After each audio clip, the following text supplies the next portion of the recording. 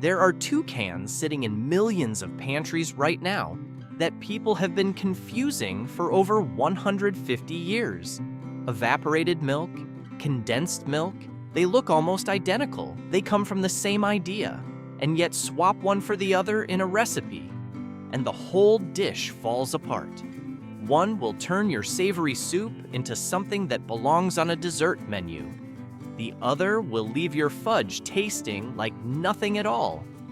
These two products have one of the most interesting origin stories in food history, and it starts not in a kitchen, but on a ship crossing the Atlantic in 1852. To understand both products, you have to go back to a world before refrigerators. Fresh milk spoils fast. In warm weather, before any cooling existed, it could turn within hours. Getting it from farms into growing cities was a nightmare, and what little arrived was often contaminated by the time it reached consumers. In 1850s New York, bad milk was genuinely killing people. Infants were the most vulnerable. The term swill milk referred to milk from cows fed distillery waste, thin, blue-tinged, and toxic. Thousands of children died from milk-related illness every year in American cities. It wasn't a convenience problem. It was a public health emergency. Enter Gail Borden, an American inventor with a history of ambitious, mostly failed ideas. His previous attempt, a concentrated beef tablet for travelers, had won a medal in London but never sold. What changed everything was a sea voyage home from that same trip. Several infants on board became gravely ill and died after drinking milk from cows kept below deck. The milk had spoiled. Borden became obsessed with finding a solution. The answer came from an unlikely source: the Shakers, a religious community known for precise craftsmanship and food preservation techniques.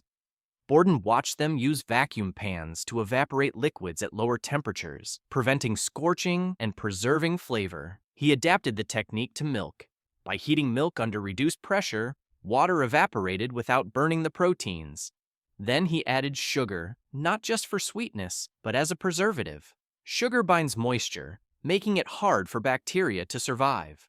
Borden patented sweetened condensed milk in 1856. Two factories failed. Investors walked away. Sales were slow. Then the Civil War began. The Union Army needed food that was compact, shelf-stable, and easy to transport. Condensed milk fit every requirement. Government contracts rescued Borden's business. Millions of soldiers encountered the product directly, and when the war ended, they brought it home with them. Within a generation, it had spread from American kitchens to European ones, to kitchens around the world. Condensed milk solved the shelf life problem brilliantly, but all that sugar made it useless for savory cooking. You couldn't pour it into a sauce without turning the whole dish sweet. So manufacturers asked the obvious question: could you preserve concentrated milk without the sugar? The answer was heat sterilization. Remove the same 60% of water, but instead of sugar, seal the milk in cans and subject it to high-temperature sterilization. The heat kills spoilage organisms. The airtight seal keeps them out. Commercial evaporated milk took off in the 1880s. John B. Meyenberg, a Swiss immigrant, was particularly important in developing a reliable sterilization process that made mass production possible.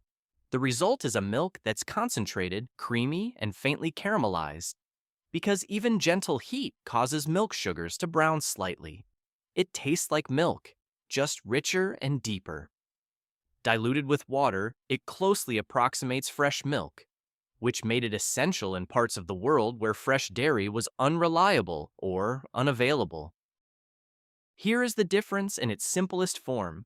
Both products start with fresh milk. Both remove about 60% of the water. That's where the similarity ends. Evaporated milk has no added sugar. It's creamy, slightly caramelized, and works in savory dishes. Condensed milk, almost always labeled sweetened condensed milk, contains up to 45% added sugar by weight. Thick, glossy, intensely sweet. It pours like warm caramel. That single difference, sugar or no sugar, completely transforms how each one behaves.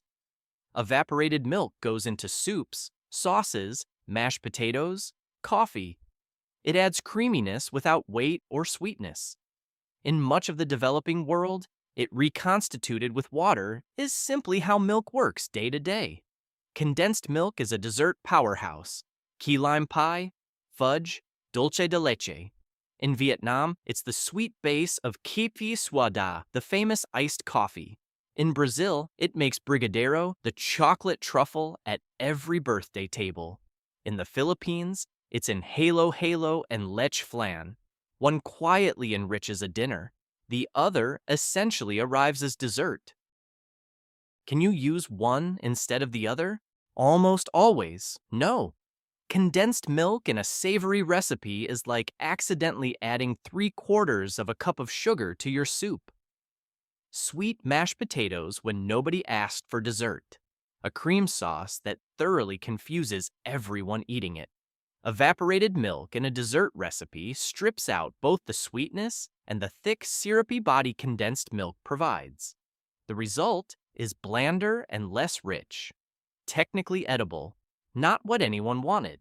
In an emergency, you can stir sugar into evaporated milk and heat it until it thickens, but the texture and flavor won't be quite right.